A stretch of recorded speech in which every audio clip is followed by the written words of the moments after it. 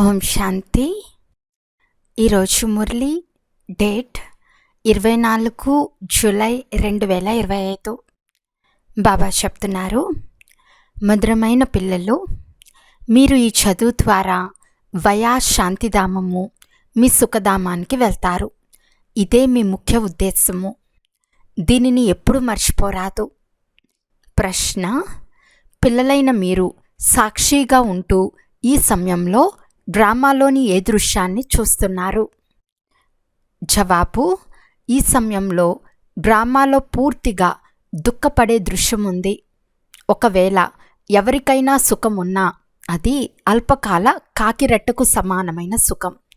మిగిలినంతా దుఃఖమే దుఃఖం. మీరిప్పుడు వెలుగులోకి వచ్చారు. సెకండ్ బేహద్ సృష్టి చక్రం తిరుగుతూ ఉంటుంది. ఒకరోజు మరొక రోజుతో కలవదు అని మీకు తెలుసు. మొత్తం ప్రపంచం పాత్రంతా పరివర్తన అవుతూ ఉంటుంది. నూతన దృశ్యం కొనసాగుతూనే ఉంటుంది. డబల్ ఓం శాంతి. ఒకటేమో బాబా స్వధర్మంలో స్థితమై ఉన్నారు. రెండవది, మీ స్వధర్మంలో స్థితమై తండ్రిని స్మృతి చేయండి పిల్లలకు కూడా చెప్తున్నారు. స్వధర్మంలో స్థితులవ్వమని ఇతరులెవ్వరూ చెప్పలేరు. పిల్లలైన మీ బుద్ధిలో నిశ్చయం ఉంది. నిశ్చయ బుద్ధి విజయంతి. వారే విషయాన్ని పొందుతారు. ఏ విషయాన్ని పొందుతారు? తండ్రి వారసత్వంపై విజయం పొందుతారు. స్వర్గంలోకి వెళ్ళటం, ఇది బాబా వారసత్వంపై విజయం పొందటం. మిగిలినంతా పదవి కొరకు పురుషార్థం. స్వర్గంలోకైతే మీరు తప్పకుండా వెళ్తారు. ఇది చీచీ ప్రపంచమని పిల్లలకు తెలుసు. చాలా అంతులేని దుఃఖం రానున్నది. డ్రామా చక్రం కూడా మీకు తెలుసు. పావనంగా తయారు చేసి ఆత్మలందరినీ దోమల వలె తీసుకెళ్లేందుకు అనేకసార్లు బాబా వచ్చారు.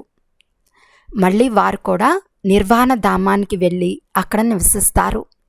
పిల్లలు కూడా వెళ్తారు. ఈ చదువు ద్వారా మనం వయా శాంతిధామము, మన సుఖధామానికి వెళ్తామని పిల్లలకు ఖుషి ఉండాలి.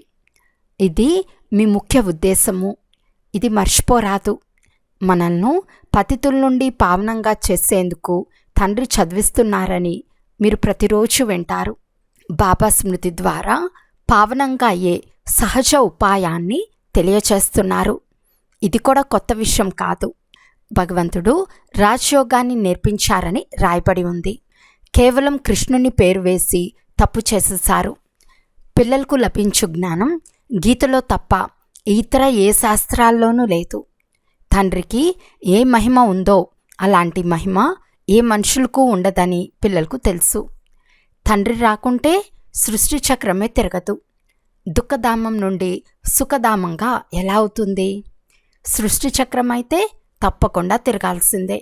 తండ్రి కూడా తప్పకుండా రావాల్సిందే. అందరినీ తీసుకెళ్లేందుకు తండ్రి వస్తారు. మళ్ళీ చక్రం తిరుగుతుంది. తండ్రి రాకుంటే కలియుగం నుండి సత్యుగంగా ఎలా అవుతుంది? ఈ విషయాలు ఏ శాస్త్రాల్లోనూ లేవు. రాజయోగం గీతలో మాత్రమే ఉంది. భగవంతుడు ఆబులో వచ్చారని తెలుసుకుంటే వారిని కలుసుకునేందుకు అందరూ ఒక్కసారిగా పరుగుతీస్తారు. సన్యాసులు కూడా భగవంతుని కలుసుకోవాలని కోరుకుంటారు కదా. వాపస్ వెళ్లేందుకే పతిత పావనుని స్మృతి చేస్తారు. ఇప్పుడు మీరు పదమాపదం భాగ్యశాలురుగా అవుతున్నారు. అక్కడ అపారమైన సుఖం ఉంటుంది. నూతన ప్రపంచంలోని దేవీ దేవతా ధర్మం ఇప్పుడు లేదు. తండ్రి బ్రహ్మ ద్వారా దైవీ రాజ్య స్థాపన చేస్తారు. ఇది స్పష్టంగా ఉంది. ఇదే మీ ముఖ్య ఉద్దేశము. ఇందులో సందేహపడే మాటే లేదు. పోను పోను తప్పకుండా అర్థం చేసుకుంటారు. రాజధాని తప్పకుండా స్థాపన అవుతుంది. ఒకప్పుడు ఆది సనాతన దేవీ దేవత ధర్మం ఉండేది. మీరు స్వర్గంలో ఉన్నప్పుడు కూడా దీని పేరు భారతదేశమనే ఉండేది. తర్వాత మీరు నరకంలోకి వచ్చినప్పుడు హిందుస్థాన్ అనే పేరు వచ్చింది. ఇక్కడ అపారమైన దుఃఖం ఉంది. మళ్ళీ ఈ సృష్టి పరివర్తన అవుతుంది. తర్వాత స్వర్గంలో సుఖమే సుఖం ఉంటుంది. ఈ జ్ఞానమంతా పిల్లలైన మీ బుద్ధిలో ఉంది. ప్రపంచంలోని మనుషులకు ఈ విషయాలు ఏవీ తెలియవు. తండ్రి స్వయంగా చెప్తున్నారు, ఇది అంధకార రాత్రి. రాత్రిపూట మనుషులు ఎదురు దెబ్బలు తింటూ ఉంటారు. పిల్లలైన మీరు వెలుగులో ఉన్నారు. ఇది కూడా సాక్షిగా ఉంటూ బుద్ధిలో ధారణ చేయాలి. ఈ బేహద్ సృష్టి చక్రం సెకండ్ తిరుగుతూ ఉంటుంది. ఒకరోజు మరొక రోజుతో కలవదు. ప్రపంచం పాత్రంతా పరివర్తన అవుతూ ఉంటుంది. కొత్త దృశ్యం నడుస్తూ ఉంటుంది. ఈ సమయంలో ప్రపంచంలోని వారందరూ దుఃఖపడే దృశ్యమే కనిపిస్తుంది. ఒకవేళ సుఖమున్నా అది కాకిరెట్టకు సమానమైన అల్పకాల సుఖం. మిగిలినంతా దుఃఖమే దుఃఖం. ఈ జన్మలో కొద్దిగా సుఖమున్నా మరుసటి జన్మలో దుఃఖమే ఉంటుంది. ఇప్పుడు మనం మన ఇంటికి వెళ్తామని పిల్లలైన మీ బుద్ధిలో ఉంది. అందరూ పావనంగా అయ్యే శ్రమ చేయాలి. లక్ష్మీనారాయణులుగా అయ్యేందుకు శ్రీ మనకు శ్రీమతంను ఇచ్చారు. బ్యారిస్టర్ భవ అని బ్యారిస్టర్ తన మతాన్ని ఇస్తాడు. ఇప్పుడు తండ్రి కూడా శ్రీమతానుసారం ఇలా అంటే లక్ష్మీనారాయణులుగా అవ్వండి అని చెప్తారు. నాలో ఏ అవగుణాలు లేవు కదా అని స్వయాన్ని ప్రశ్నించుకోవాలి. ఈ సమయంలో నాలో ఏ గుణమూ లేదు, నిర్గుణునైన నాలో గుణాలను నింపండి, దయచూపండి అని గానం కూడా చేస్తారు. జాలి అనగా దయ. బాబా చెప్తున్నారు, పిల్లలు, నేను ఎవరిపైన దయచూపను. ప్రతి ఒక్కరూ మీపై మీరే దయచూపుకోండి. ఇది తయారైన డ్రామా. నిర్దయుడైన రావణుడు మిమ్మల్ని దుఃఖంలోకి తీసుకొచ్చాడు. ఇది కూడా డ్రామాలో నిర్ణయించబడి ఉంది. ఇందులో రావణుని దోషం కూడా ఏమీ లేదు.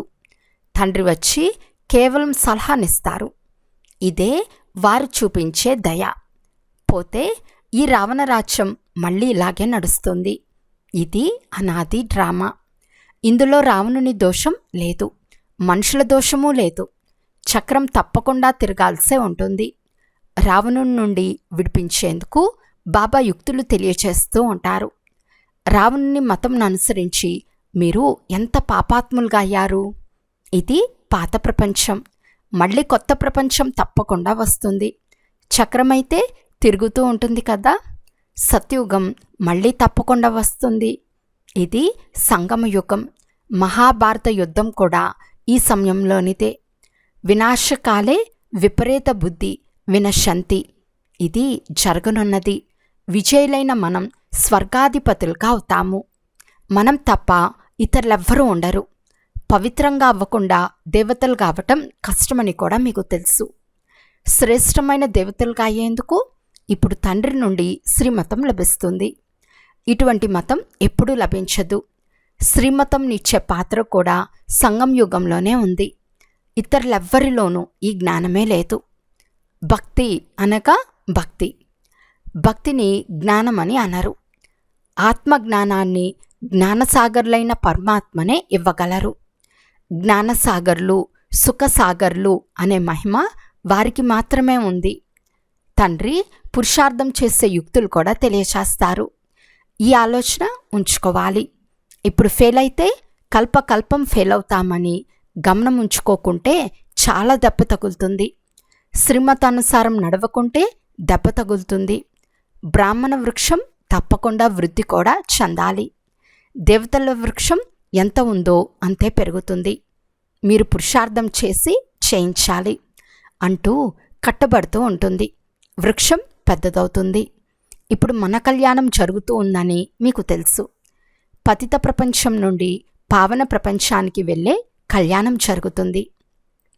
మీ బుద్ధికి వేయబడిన తాళం ఇప్పుడు తెరవబడింది. బాబా బుద్ధివంతుల బుద్ధి కదా. ఇప్పుడు మీరు అర్థం చేసుకుంటున్నారు. పోను పోను ఎవరెవరి తాళాలు తెరవబడతాయో చూడాలి. ఈ డ్రామా కూడా నడుస్తుంది. మళ్ళీ సత్యుగం నుండి పునరావృతం అవుతుంది. లక్ష్మీనారాయణులు ఎప్పుడు సింహాసనంపై కూర్చుంటారో అప్పుడు శకం ప్రారంభమవుతుంది. 1 నుండి 1250 సంవత్సరాల వరకు స్వర్గమని మీరు రాస్తారు. ఎంత స్పష్టంగా ఉంది. సత్యనారాయణుని కథ ఉంది, అమర్నాథుని కథ కూడా ఉంది కదా. ఇప్పుడు మీరు సత్యమైన అమర్ కథను వింటారు. దానికే మళ్ళీ మహిమ జరుగుతుంది. పండుగలు మొదలైనవన్నీ ఈ సమయంలోనివే. శివబాబా జయంతి నంబర్ 1 పండుగ. కలియుగం తర్వాత ప్రపంచాన్ని పరివర్తన చేసేందుకు తండ్రి తప్పకుండా రావాల్సి వచ్చింది. చిత్రాలను ఎవరైనా బాగా పరిశీలిస్తే ఎంత బాగా పూర్తి లెక్క వేయబడే ఉందో అర్థం చేసుకుంటారు.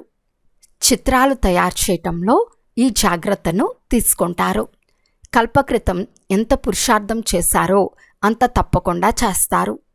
ఈ విషయంలో మీరు సాక్షిగా ఉండి ఇతరుల పురుషార్థాన్ని కూడా చూస్తారు. అలాగే తమ పురుషార్థాన్ని కూడా తెలుసుకుంటారు. మీకు కూడా తెలుసు, విద్యార్థికి తన చదువును గురించి తెలియదా? అలాగే మీ చదువును గురించి మీకు తెలుసు. మేము ఈ సబ్జెక్టులో చాలా అపరిపక్వంగా ఉన్నామని మనసు చాలా తింటూ ఉంటుంది. తర్వాత ఫెయిల్ అవుతారు. పరీక్ష సమయంలో పూర్తిగా తయారవ్వని వారి మనసు భయపడుతూ ఉంటుంది. పిల్లలైన మీరు కూడా సాక్షాత్కారంలో చూస్తారు. కానీ ఫెయిల్ అంటూ అవ్వనే అయ్యారు. ఇంకేం చేయగలరు? స్కూల్లో పాస్ అవ్వకుంటే బంధుమిత్రులు కూడా కోప్పడతారు. టీచర్లు కూడా అసంతుష్టులవుతారు. స్కూల్లో తక్కువ మంది పాస్ అయితే టీచర్లు అంత మంచివారు కాదు కనుక తక్కువ మంది పాస్ అయ్యారని భావిస్తారు. సేవా కేంద్రాల్లో ఎవరెవరు మంచి టీచర్లు ఉన్నారో, ఎలా చదివిస్తారో బాబాకు తెలుసు. ఎవరెవరు బాగా చదివించి తీసుకొస్తారో బాబాకు తెలుసు. బాబాకు అన్నీ తెలుస్తాయి. మేఘాలను తీసుకురావాలని బాబా చెప్తారు. చిన్నపిల్లలను తీసుకొచ్చినట్లయితే వారిలో మోహం ఉంటుంది. ఒంటరిగా రావాలి, అప్పుడు బుద్ధి బాగా జోడింపబడుతుంది. పిల్లలను అక్కడ కూడా చూస్తూనే ఉంటారు. బాబా చెప్తారు, ఈ పాత ప్రపంచం శ్మశానంగా అవ్వనున్నది. కొత్త ఇంటిని కట్టినప్పుడు మా కొత్త ఇల్లు తయారవుతోందని బుద్ధిలో ఉంటుంది కదా. వ్యవహారాలు మొదలైనవి చేస్తూ ఉంటారు, కానీ బుద్ధి కొత్త ఇంటి వైపు ఉంటుంది.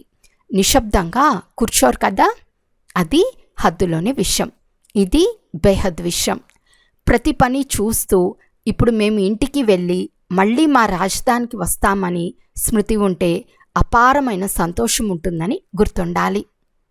బాబా చెప్తారు, పిల్లలు, మీ పిల్లలు మొదలైన వారిని కూడా సంభాళించాలి, కానీ బుద్ధి మాత్రం అక్కడ జోడింపబడి ఉండాలి.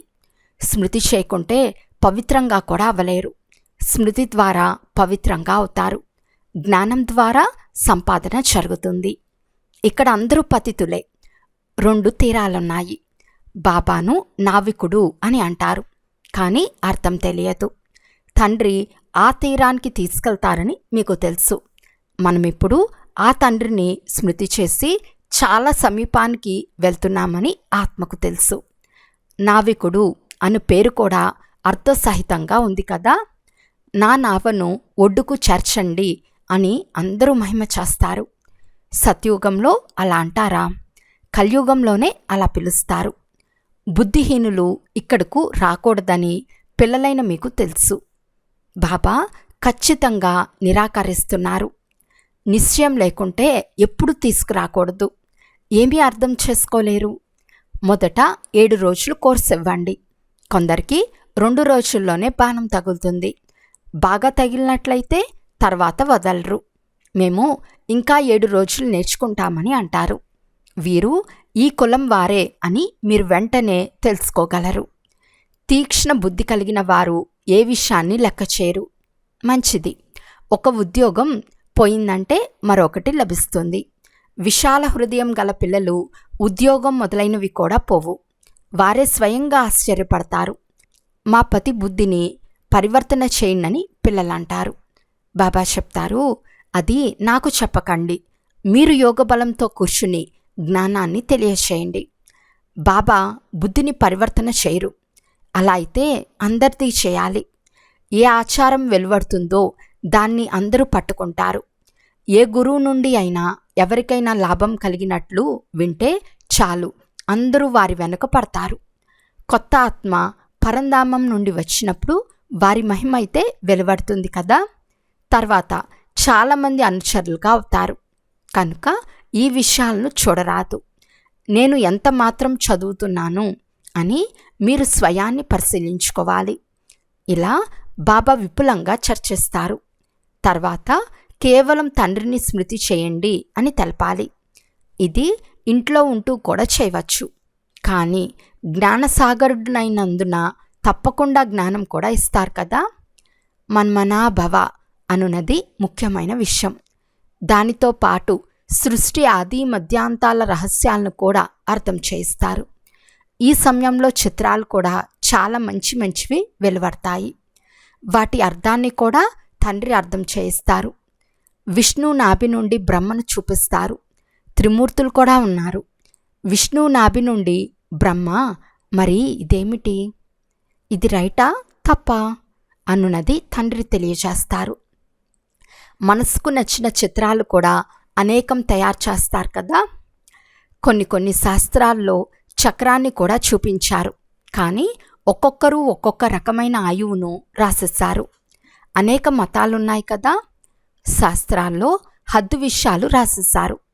తండ్రి పూర్తి ప్రపంచంలో రావణ రాజ్యం ఉందని బేహద్ విషయాలు అర్థం చేస్తారు. మనము ఎలా పతితులుగా అయ్యాము, మళ్ళీ ఎలా పావనంగా అవుతామో ఈ జ్ఞానం మీ బుద్ధిలో ఉంది. తర్వాత చివరిలో మిగిలిన ధర్మాలు వస్తాయి. అనేక వెరైటీలు ఉన్నాయి. ఒకటి మరొక దానితో కలవదు. ఇరువురి రూపురేఖలు ఒకే రకంగా ఉండవు. ఇది తయారైన ఆట, పునరావృతం అవుతూ ఉంటుంది. తండ్రి కూర్చుని పిల్లలకు అర్థం చేయిస్తున్నారు. సమయం తగ్గిపోతూ ఉంటుంది.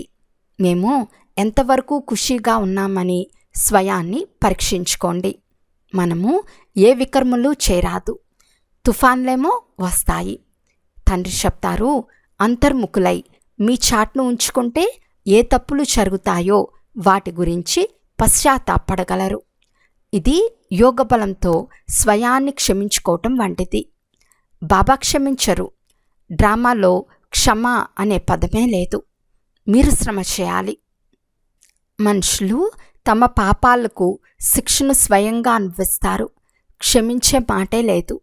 ప్రతి విషయంలో కష్టపడమని తండ్రి చెప్తున్నారు.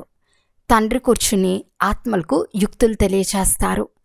పాత రావణ దేశంలోకి రండి, పతితులైన మమ్మల్ని పావనంగా చేయండి అని తండ్రిని పిలుస్తారు. కానీ మనుషులు అర్థం చేసుకోరు. అది అసురి సంప్రదాయం. మీరు బ్రాహ్మణ సంప్రదాయానికి చెందినవారు, దైవీ సంప్రదాయానికి చెందిన వారిగా అవుతున్నారు. పురుషార్థం కూడా పిల్లలు నెంబర్ వార్గా చేస్తారు. మళ్ళీ వీరి భాగ్యంలో ఇంతే ఉందని చెప్తారు. తమ సమయాన్ని వ్యర్థం చేసుకుంటారు. జన్మ జన్మలకు కల్పకల్పానికి ఉన్నత పదవిని పొందుకోలేరు. స్వయాన్ని నష్టపరుచుకోరాదు. ఎందుకంటే ఇప్పుడు జమ అవుతుంది, తర్వాత నష్టంలోకి వెళ్తారు. రావణ రాజ్యంలో చాలా నష్టం జరుగుతుంది. అచ్చా, మధురాతి మధురమైన అపురూపమైన పిల్లలకు మాతాపిత బాప్దాదాల ప్రియస్మృతులు మరియు గుడ్ మార్నింగ్. ఆత్మిక పిల్లలకు ఆత్మిక తండ్రి నమస్తే. ఆత్మిక తండ్రికి ఆత్మిక పిల్లల యొక్క ప్రియస్మృతులు మరియు నమస్తే నమస్తే నమస్తే. ధారణ కొరకు ముఖ్య సారము. ఫస్ట్ పాయింట్, అంతర్ముఖులుగా అయి స్వయాన్ని చెక్ చేసుకోవాలి. ఏవైనా తప్పులు జరిగితే మనస్ఫూర్తిగా పశ్చాత్తాపడి యోగబలం ద్వారా క్షమించుకోవాలి. మీకు మీరే కష్టపడాలి.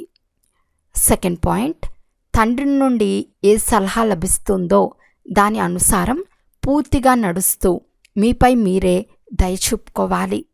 సాక్షిగా ఉంటూ మీ పురుషార్థాన్ని లేక ఇతరుల పురుషార్థాన్ని గమనించాలి. ఎప్పుడూ మిమ్మల్ని మీరే నష్టపరుచుకోరాదు. ఈరోజు వరదానము. విశ్వ కళ్యాణం యొక్క భావన ద్వారా ప్రతి ఆత్మ యొక్క రక్షణ కొరకు ప్లాన్ తయారు చేసే రెహం దిల్ భవ. వర్తమాన సమయంలో చాలామంది ఆత్మలు వారంతటకు వారే స్వయం యొక్క అకల్యాణానికి నిమిత్తంగా అవుతున్నారు. వారి కొరకు దయాహృదయులుగా అయి ఏదైనా ప్లాన్ తయారు చేయండి. ఏ ఆత్మ యొక్క పాత్రను చూసి స్వయం అలచడిలోకి రాకండి, కానీ వారి సురక్షిత సాధనం గురించి ఆలోచించండి. అంతేగాని ఇలా జరుగుతూనే ఉంటుంది. వృక్షపు కొమ్మలైతే రాలిపోవలసిందే అని అనుకోరాదు. వచ్చిన విఘ్నాలను సమాప్తం చేయండి. విశ్వ కళ్యాణకారి లేక విఘ్న వినాశక్ యొక్క టైటిల్ ఏదైతే ఉందో దాని అనుసారం సంకల్పము, మాట మరియు కర్మలో దయాహృదయులుగా అయి వాయుమండలాన్ని పరివర్తన చేయుటలో సహయోగులుగా అవ్వండి. స్లోగన్: ఎవరైతే బుద్ధిపై అటెన్షన్ అనే కాపలా ఇస్తారో వారే కర్మయోగులుగా అవుతారు. అవ్యక్త సూచన: సంకల్పాల శక్తిని జమ చేసుకుని సేవకు నిమిత్తులుగా అవ్వండి. చివర్లో ఫైనల్ పరీక్షలోని ప్రశ్న సెకండ్లో ఫుల్ స్టాప్, ఇందులోనే నెంబర్ లభిస్తుంది. సెకండ్ కంటే ఎక్కువగా తీసుకుంటే ఫెయిల్ అయిపోతారు. ఒక్క తండ్రి మరియు నేను, మూడో మాట ఏదీ రాకూడదు.